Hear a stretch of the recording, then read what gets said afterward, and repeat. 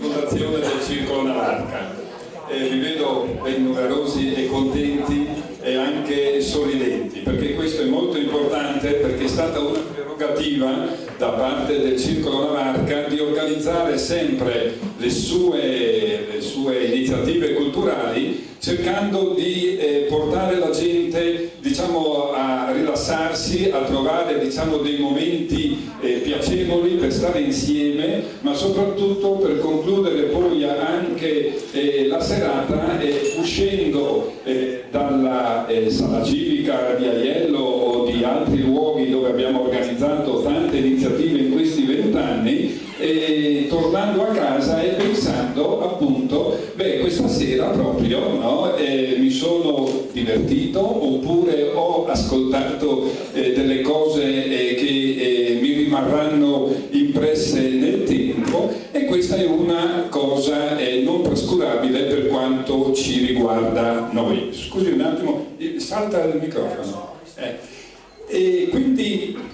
in questi anni devo dire che abbiamo sempre cercato di collaborare anche con altre associazioni naturalmente locali, come può essere o enti, come può essere il comune o la Proloco o la parrocchia oppure la biblioteca, e poi anche con altre tante associazioni di fuori, e ci ha portato in 20 anni veramente a organizzare tante cose, no? Pensate che abbiamo fatto tantissimi teatri, tantissime presentazioni di libri, abbiamo fatto tante mostre, abbiamo fatto tante proiezioni, abbiamo anche inventato, cosa unica in Italia, la festa delle Meridiane, che poi avremo modo di parlarne. Abbiamo anche lasciato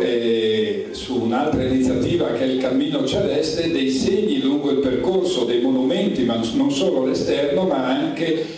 ad Aiello. Abbiamo organizzato tante gite culturali, insomma abbiamo fatto veramente tante iniziative. L'altra sera le ho contate tutte queste iniziative dopo 20 anni, tra l'altro sono inserite sul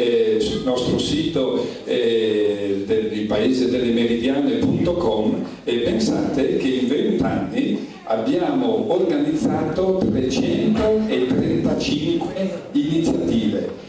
una di media ogni 3 settimane, in 20 anni. Questa è stata la media del Circolo Elettorale. E naturalmente con questa nostra filosofia di coinvolgere anche le altre associazioni nei nostri impegni culturali, noi vogliamo continuare, perché ci siamo resi conto che è anche come posso dire, è un metodo che porta bene, diciamo, e quindi vogliamo continuare con questa linea che tra l'altro